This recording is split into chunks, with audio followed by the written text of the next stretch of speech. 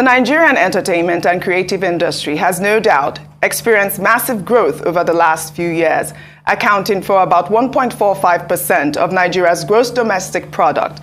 Nollywood is globally recognized as the second largest film producer in the world, coming behind America's Hollywood and ahead of India's Bollywood, while 27-year-old Afrobeat singer Temilade Okpeni, popularly known as Tems, recently received her first ever Grammy Award, following the likes of African giant Burna Boy and Starboy Wizkid in winning music's most prestigious award, a testament to the growth of the Nigerian music industry.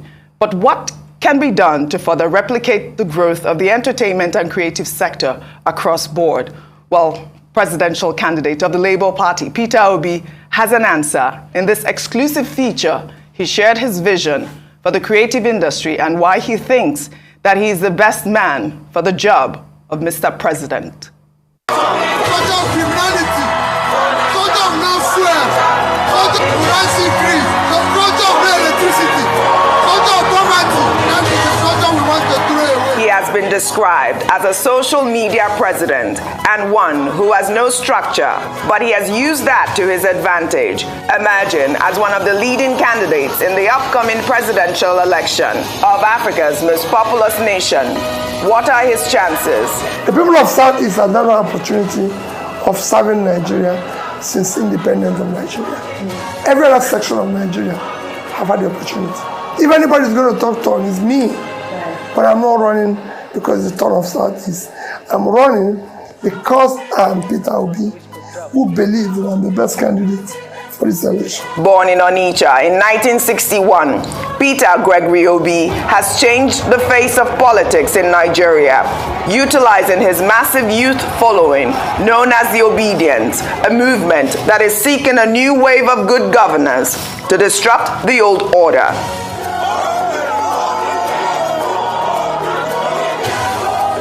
At 61 years old, Peter Obi, a former governor of Anambra State from 2006 to 2014, is the youngest candidate among the leading contenders, bringing hope to a generation of Nigerians that are desperate for change. Mr. Peter Obi, even if you win, which we know you're going to win, and you don't do well, we, the Nigerian people, will sack you, we will fire you.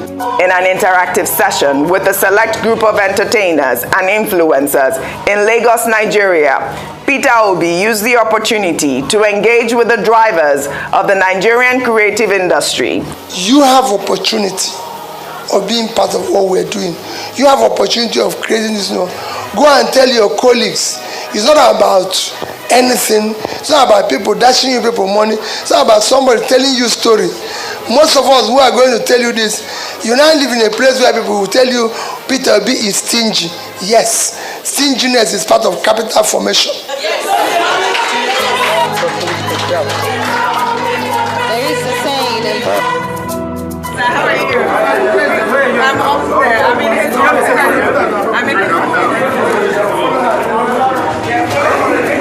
I had a conversation with the Labour Party presidential candidate, and he shared his grand vision for a new Nigeria and the entertainment industry. Mr. Peter Obi, thank you so much for joining me on the program. It's amazing, this whole interactive session you've had with the entertainers. You know, I saw you recently commend Tems for her first Grammy Award win. I'd like to know what your plans are for the future of entertainment in Nigeria. Well, when we talk about the issue of removing Nigeria from consumption to production, it is not just production in terms of what we say we're going to do with agricultural revolution, leading to industrialization, leading to exports, leading to trade and everything. It encompasses every sector, which includes sports, entertainment. These are critical areas we need to develop, where we already have talents that we can scale up, invest more to attract more into that sector. Countries have used sports and entertainment to stabilize, improve their economy, and put their people out of poverty, which in turn reduces criminality. So the entertainment industry, Nigeria is already one of the, what they can call global name in entertainment. Everywhere you go on the continent of Africa, everywhere in the world, people watch Nollywood. Yes. Same thing goes with even our musicians and everything. So it is time to be able to help them to scale up what they're doing and be able to employ more people. Now, when you say, you've always talked about moving Nigeria from consumption to production, how in concrete terms do you plan to do this? And what ideology drives this? Is it capitalism or socialism? Well, first is capitalism, I won't say socialism. But they have some socialist content in the sense that what drives it is that today you can't feed yourself. So you use your scarce resources, foreign exchange, to import food. When you have vast uncultivated land, you have vast youth unemployment, which if you invest in agricultural revolution, you will be able to employ more people. Because agriculture is today the greatest contributor to your GDP and the greatest employer of labor. But it's not even doing enough. You need to increase that space because your GDP, your productive activities today is low. So you need to increase that. To increase it, you need to invest in that which is giving you more. And that produce, in order to be able to deal with the entire value chain, moves it to industrialization. Because the raw material for your industry is now being produced. Use it in industry, and that leads to, again, today your industries are contributing less than 10% of your GDP, and it's low. So by the time you move your industry to contribute towards what they contribute today, they create jobs, and that will lead to export. And when it leads to export, you earn more foreign exchange, which will stabilize your currency. So you could see, with agriculture, you feed yourself, you bring down the food inflation, which is your biggest. You have feedstock for your industries, you have exports, which will drive export. In the end of the day, that's production I'm talking about. And people in entertainment industry will do the same thing if we invest in them. They have a lot to do with the entertainment that will be exported in organized manner. Again, you earn foreign exchange from there. Same thing goes with your sports. Imagine so many people participating in sports everywhere, right, and earning dollars. Yeah. So it's a win-win. So you have at various times expressed optimism about winning the forthcoming election. One thing I got from that interactive session that we had was the fact that you said that don't think about voting for Peter Obi, think about voting for yourself. Where does this optimism come from? Well, because I believe that this election is an existential election that calls for a generational change. Yeah. I've said it before, for the first time, there is in Nigeria an opportunity for an election where a party participating in the election is presenting people with character, people with competence, capability, compassion, the physical and mental energy to do the job. For the first time, have a combination of party chairman, presidential candidate, vice presidential candidate, being people that were born after the independence. We must have a generational change. We must build a new Nigeria. That's what I'm committed about.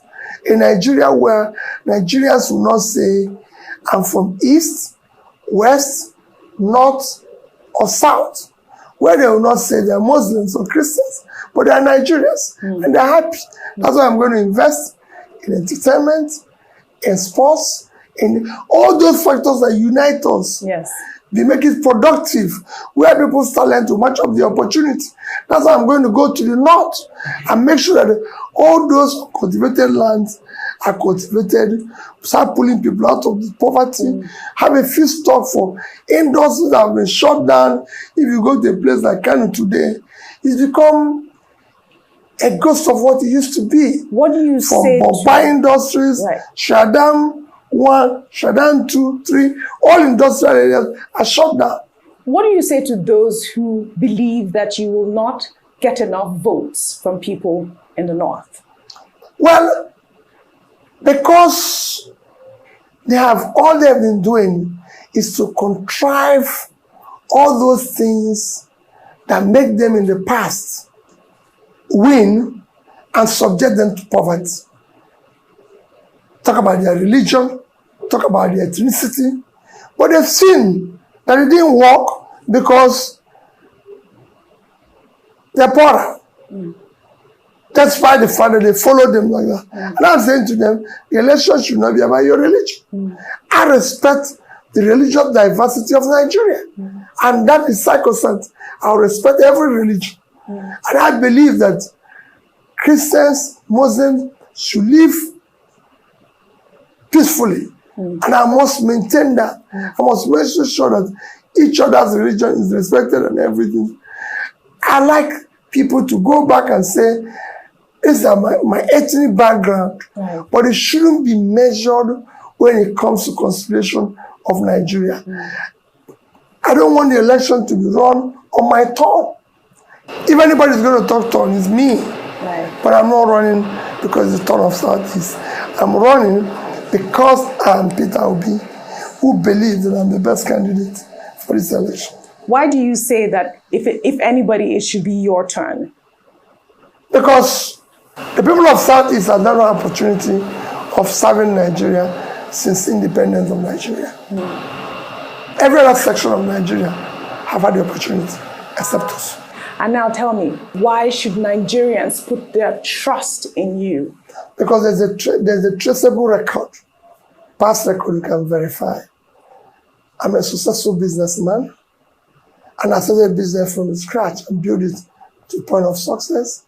I've been a successful person in the corporate world, and I've been in government. In fact, nobody have my combination in this race. I started business from scratch, built a business that is successful without any influence and everything. I've been in the corporate world where I was the director and chaired corporations. Nobody has this combination. In terms of education, I've been to good schools. I might not have the best of degrees, like people can claim anything they claim, but I've been to the best schools in the world. I've had trainings from Oxford, Cambridge, Harvard, Kellogg, IMD, London School of Economics, name them. You know, going through these schools, even if it's just for 1 week, 2 weeks, makes all the difference. In Seattle, in France, where haven't I been? I've been everywhere, and they are documented. So I've been to trainings, so I understand what it means. And I've been able, in terms of governance, I have governed the state for 8 years, and can say that that state, I know where it was when I started and where I left it. And I've been able to show that the only measure of development, Millennium Development Goals, or HDI, which is education, health, and pulling people out of poverty, are this very well. And above all, their money was not missing. You know, whatever you can accuse me of, I left $150 million and over 30 billion naira and invested about the same amount. Nobody, I wasn't under any obligation. Nobody put a gun. There was no requirement. There was no need. Nobody put a gun on my head. And this is why, at times when things happen in this country and people argue, I get worried. I did that without any condition. But I believe is the right thing to do. Absolutely. I spoke with one of the entertainers, Peter Okoye. He said Mr. Peter Obi, if you do not deliver everything that you have promised, we would fire you. I think so. It should be so. I believe that it's time for Nigerians to get up and say, we voted you because you promised A, B, C, D, F. And you're not doing that. But remember what I said. Whatever I promise is not going to be delivered overnight. I might not have 100% result, but I'm going to put 100% effort. Because people can entrust their faith in you and you let them down. Because by letting them down, you're letting God down. Power is by grace of God. Fantastic. You must not abuse grace of God. Fantastic. Mr. Peter Obi, I want to thank you very much for granting this interview. Thank you. I wish you the best of luck. Thank you. Thank you. Thank you.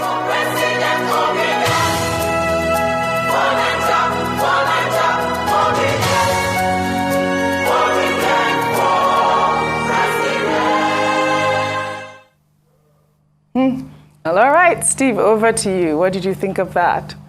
I thought that was brilliant. I thought that you made good use of the short time Yes, very short. with the presidential candidate. But I think I'll comment more on the import of the meeting that he had with the entertainment industry. And I thought that that was an incredible opportunity given to him to share his dreams with that important sector of the economy, particularly at a time that he has been described as a mere Nollywood actor. So that was a Nollywood actor speaking with his colleagues in a language I believe that they understood, which is a good thing to do. You will have seen that since the campaign started, practically all the leading candidates have been moving about with entertainers and celebrities, left, right, and center. APC's candidate, Asiwaju Bola Ahmed Tinubu, I think was it yesterday, in Kebbi, said something about Arugungu, that he will return it. I know what Atiku Abubakar has been saying. He has had series of meetings with Nollywood people. So what Mr. Peter Obi did with entertainers was not a surprise. Absolutely. And I like the fact that he spoke about the contribution of that sector to the GDP, to the economy. It is not just about being popular. It is not just about developing a brand. It's about what are you bringing to the table. And when he shows understanding of what he knows, where you are, he says that this is now how the direction we have to move.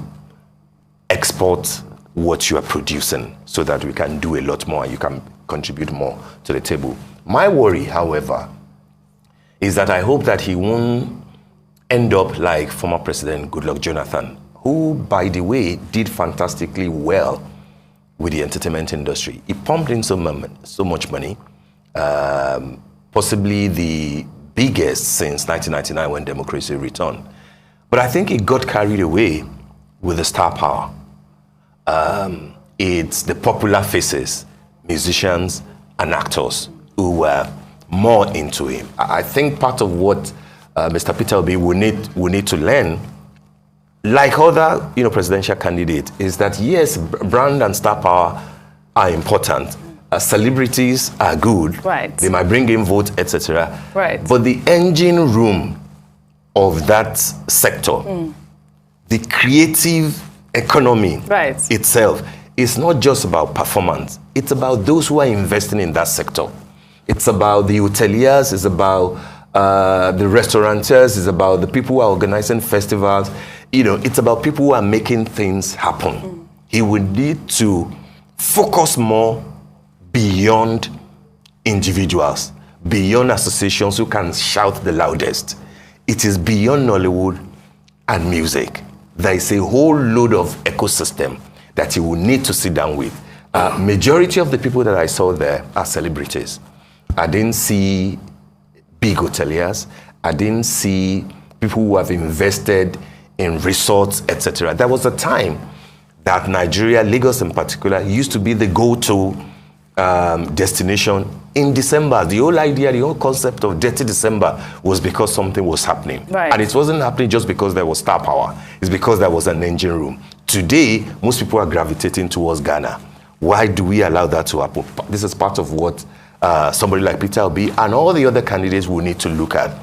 Revive the engine room so that you can make the creative industry. It's beyond entertainment. Entertainment merely defines it. All right, so that gathering was for the entertainment and creative industry, and that is why majority of the people that you saw in that room were entertainers. That's what I'm saying. The creative industry encompasses Well, I think it was entertainers. majorly the entertainers at that point. So let me just clarify that, if I can, or if I am allowed to We will do soon that have as well. somebody who's close to Yes, Peter Obi to speak to, who will but do we will that clarify. as well. Yeah. But you know what I liked about the interview is that he also capitalized on his slogan, which which everybody knows. He wants to move Nigeria from consumption to production. And I like the fact that he highlighted that within the entertainment industry, particular, and the sports industry, and that's what he really wants to do. I also like the fact that he mentioned that famous quote of, if anything, it's my turn.